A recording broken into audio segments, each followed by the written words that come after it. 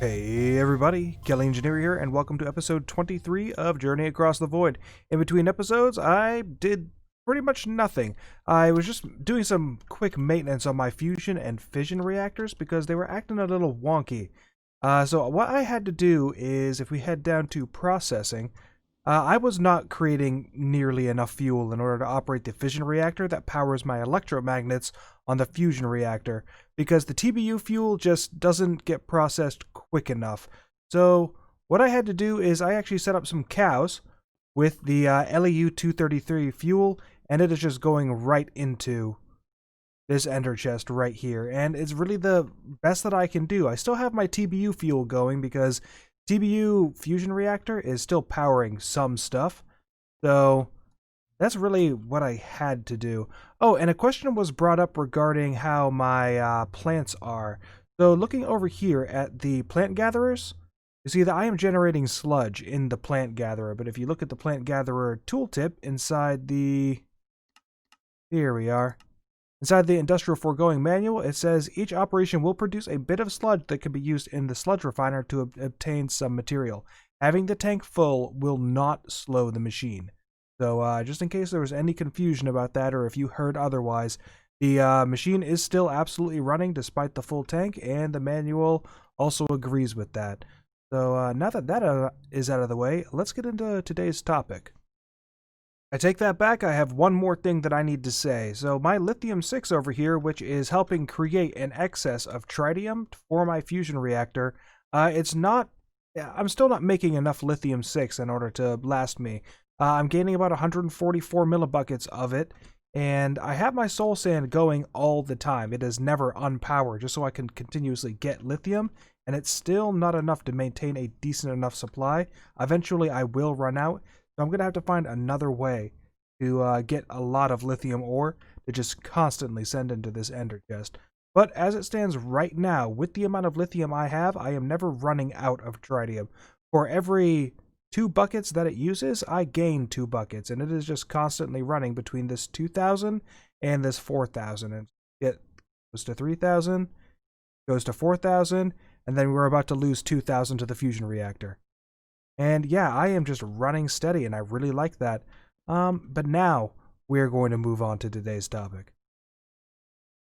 So the first thing that we're going to get into today is psi, and I have absolutely no idea how psi works. As I said at the end of the last episode, I have a precursory knowledge of it, and yeah, I'm really going to try to figure out as much as I can about it today before moving on to roots. And looking at the quest book for it, if you look at simple storage, it combines simple storage, extreme reactors, and psi. And the first thing that I need to make are iron rod frames, which I'm going to make 3 of them. The reason why I'm making 3 of them is because looking down the line, it wants me to make another one right here. And I do not know whether or not the iron rods are actually a component of the focusing rod, because there's no recipe for the focus rod showing up here. The next item that we need to make is...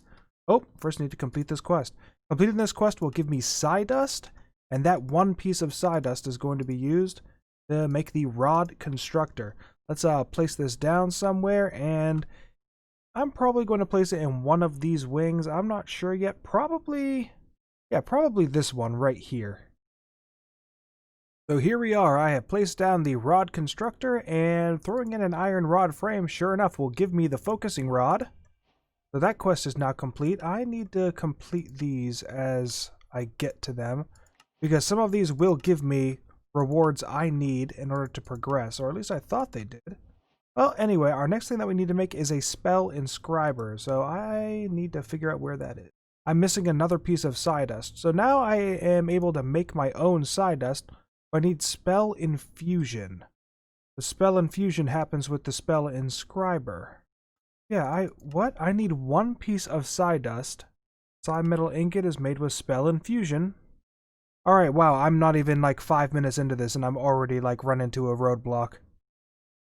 Alright, I figured it out. What I tried doing was I tried placing a piece of redstone and then using my focusing rod on it, but that did nothing. So I threw the piece on there, and sure enough, if you right click it, you'll get your psi dust.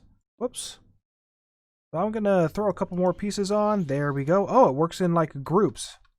Alright, and it appears that I am using Oh, never mind.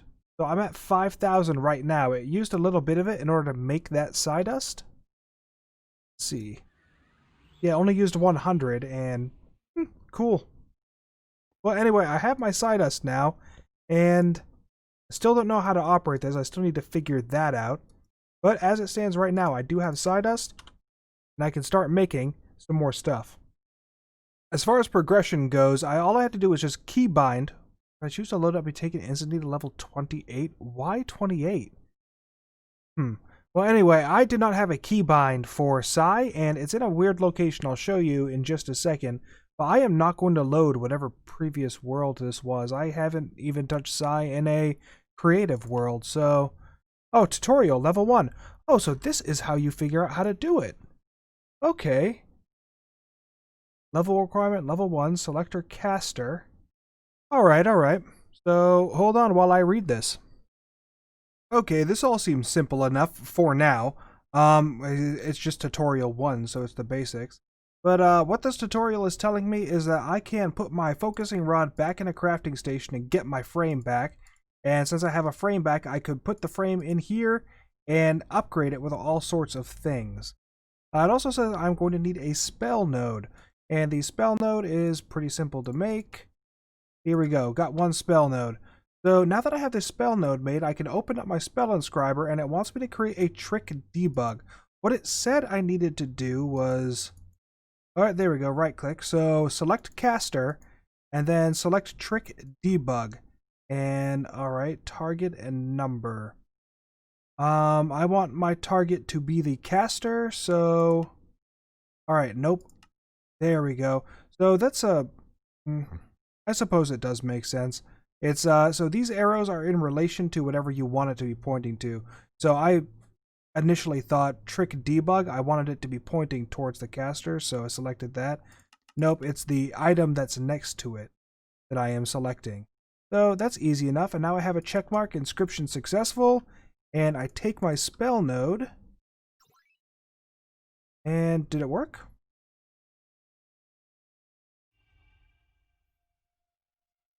Apparently not. Alright, so the tutorial refers to it as a spell node, which is what I created. However, later on it refers to it as a bullet, so I'm making a projectile spell node, and I'm going to right click here. It did indeed load, and it says once I put my focusing rod in here, these slots should open up, and it should allow me to place something, but it is not doing that. So do I need to upgrade the focusing rod? I'm going to try upgrading the focusing rod. Alright, here's to hoping that this works. I'm going to get rid of this, and I'm going to make a humble crux. I'm going to make a glowing rod source. And I'm going to make the minor rod notch. Okay, so now that that is made, oh, and I could use a varnish if I want to, but I'm not worried about the varnish. So that's the bullet. There it goes. Alright, complexity 10, potency. Alright, that looks like a pretty good focusing rod. There we go. Alright, so I did need to upgrade it in order to unlock these slots. And now I can put this run trick in here.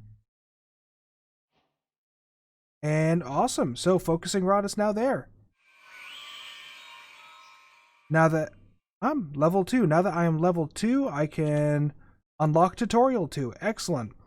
So, oh, tutorial 1 isn't there anymore.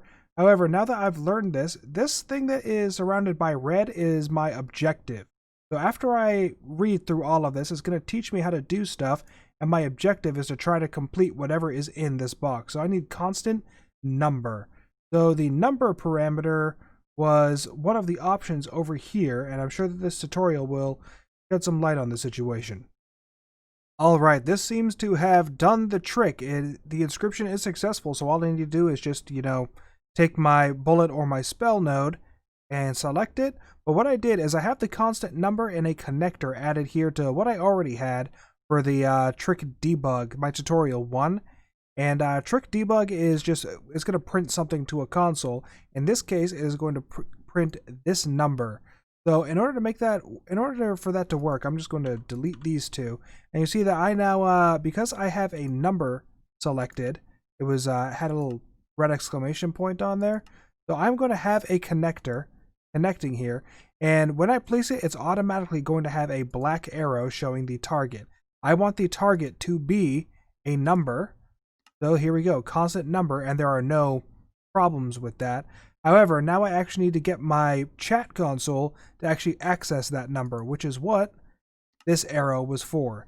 So now this should work perfectly. I'm going to take my spell node, copy this, and then put in my rod as well as my run number.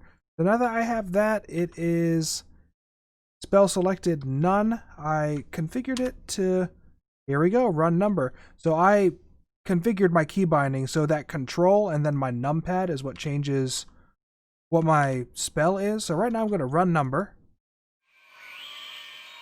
And there we go. Oh, it was supposed to run a number for me. Huh, I wonder why it did not.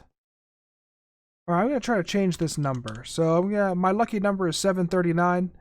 So I'm going to do that. Take back out my focusing rod with the run number.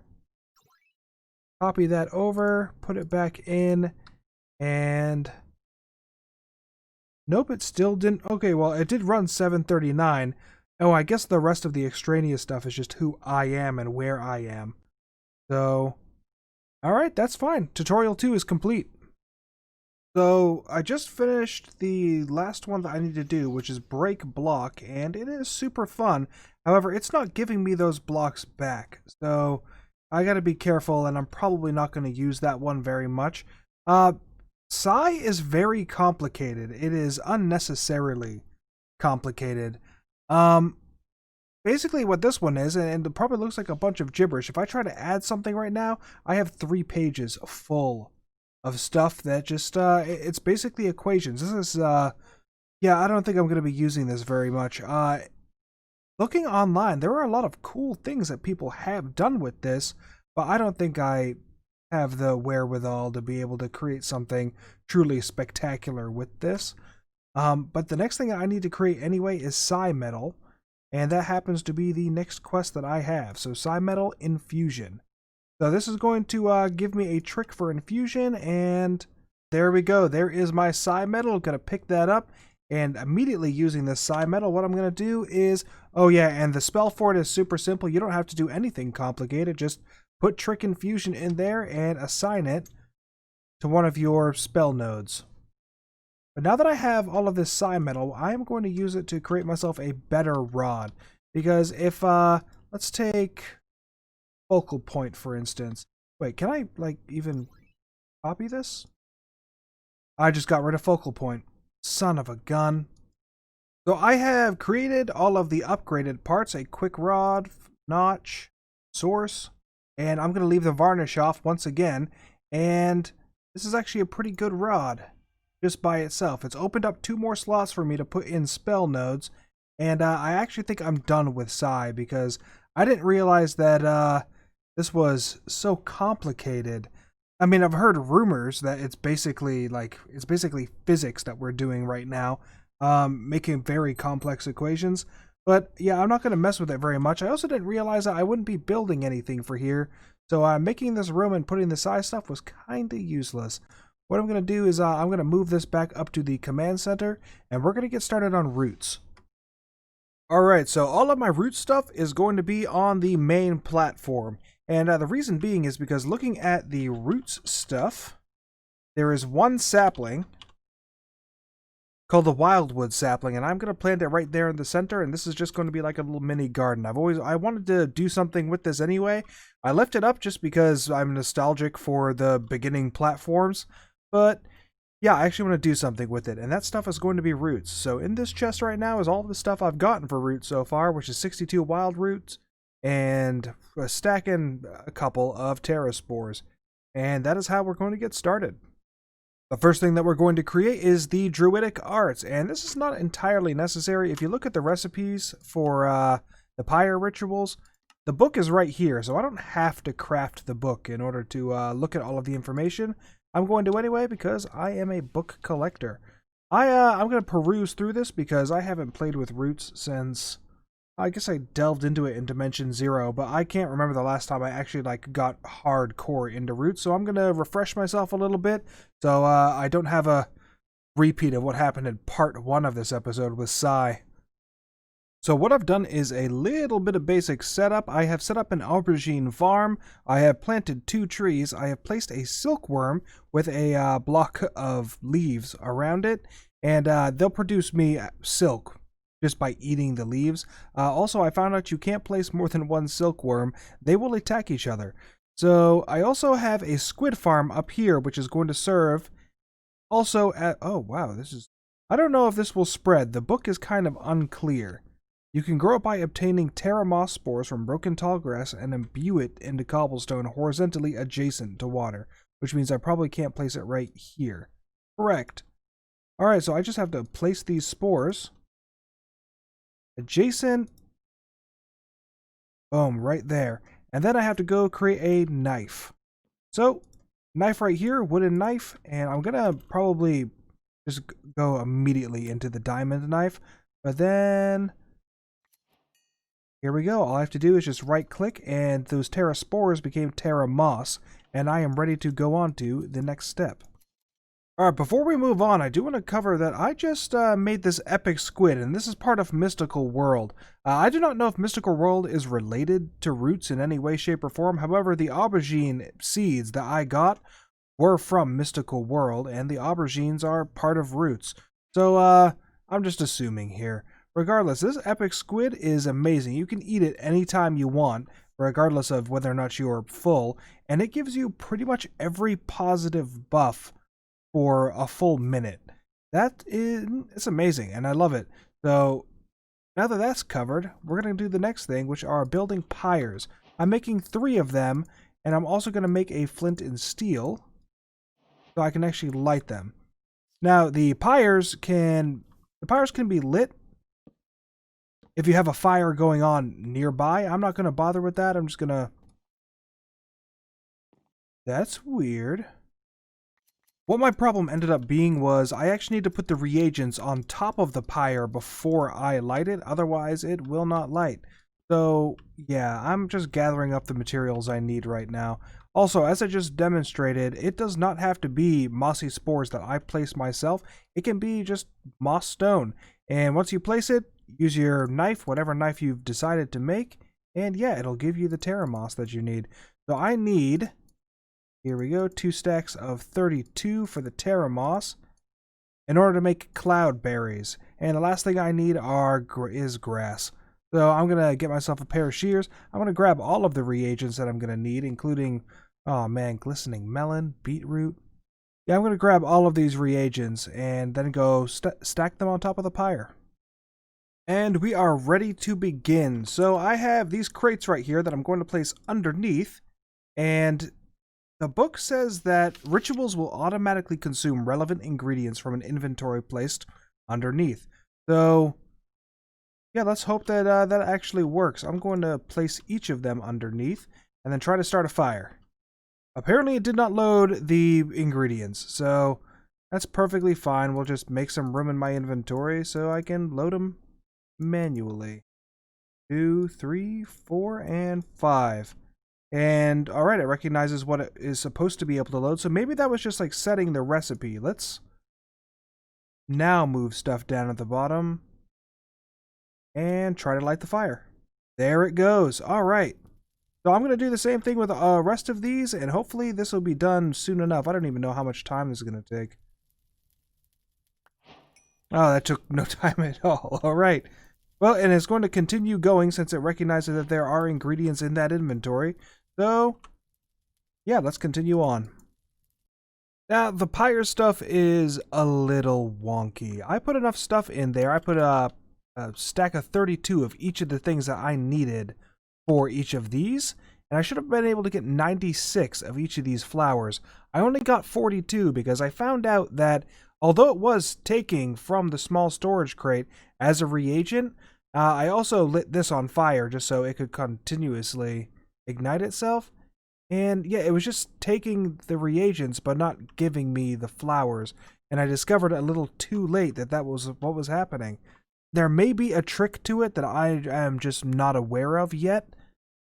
But yeah, it is a little weird, and I'm going to move on to the next thing. Next thing I need to do is make a Fey crafter. And I also need to make a grove stone. So these two items, I don't really have a use for them right now because I need to go down this line. I need to get a staff because there's something I need to do with this grove stone in order to attune it, and it's all in this description right here. So I'm going to have to do a supplication spell, which is right here, and yeah, I need the staff for that. The next thing we need is the mortar and pestle, and I'm going to apply these 5 reagents because I need to make the grove supplication spell dust. And now that that is done, I need to make the imbuer and then the staff. So I cannot quite use the spell dust yet. And the imbuer is actually really easy to make. It just should be a piece of stone and some sticks, right? That is exactly right. So place the imbuer, place my dust, and then make your staff. And now that the staff has been made, all I have to do is set it in the imbuer, and then this staff will be imbued with this particular spell. And there it is. This is a Staff of Grove Supplication. I need a component pouch with my herbs stored inside to cast the spells. Oh yeah, now that I have the staff, I can actually collect my component pouch. And now that I have my component pouch, and it is filled with all of my herbs, the wild root, the Terra moss, staff, there it goes. Alright, so my grove is... Oh, look at the little sparks going out. Alright, so as the sparks go out, stuff is going to grow here. And it's pretty much just making it a like a little magical haven. So now we just have to play the waiting game. The waiting game is going to have to wait because I am way over time right now and I need to get this episode edited. In between episodes, it's the weekend. So I'm going to be building more of the Triskelion. I'm going to finish these portions, and then I'm actually going to start building out where the Quinjet carriers are. The Quinjets hangars are, and I'm also just going to do little bits and bobs. But I am Kelly Engineering, and I hope that you did enjoy this episode, even the tomfoolery that happened at the beginning. But I'll see you in the next one. Bye-bye.